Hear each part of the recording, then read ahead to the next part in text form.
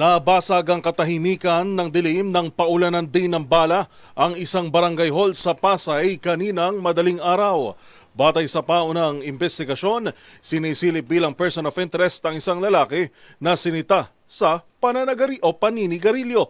Ang buong detalye sa exclusive report ni Giselle Ricafort. Giselle. Joel, pinagbabarel ang barangay hall na ito dito sa barangay 190 sa Pasay City pasado alas 2 kaninang madaling araw.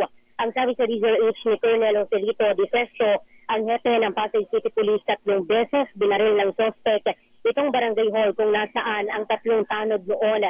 Tumagos sa loob ng opisina ng barangay ang mga bala pero sa kabutihang palad walang nasugatan o nasawi sa mga tao sa loob.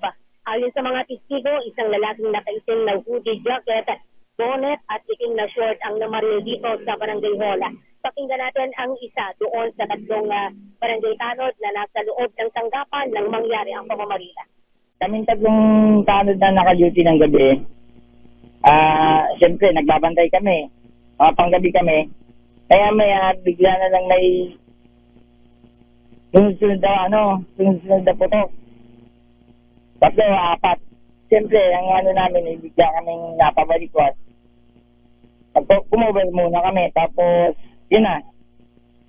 Hindi kami muna lumabas. Kinumpirma naman ni Colonel De Sesto na meron na silang person of interest dito sa nangyaring pamamaril na kanila na raw na tinutugay-gayan ngayon. Ito raw yung lalaking residente rin dito sa barangay na nakita ng kanilang barangay chairman kagabi dahil sa paninigarilyo na kanya umanong ikinagalit. Pakinggan natin ang hepe. So ayon sa ating pagtatanong din sa ating barangay kapitan, kagabi daw meron siyang nasita na isang individual. Ayun ang kanyang sinasabi na suspect sa ating pamamaril. Tinuturing na natin siyang isang person of interest kasi siya nga yung nasita ni Kapitan kagabi.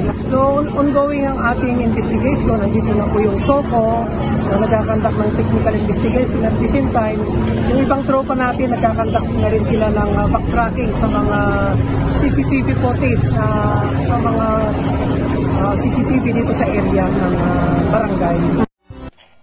Para sa MBC TV Network News, ito si Giselle Ricafort para sa Rizal H, una sa Pilipinas, una sa Pilipino. Live mula sa Pasay City, maraming salamat Giselle Ricafort.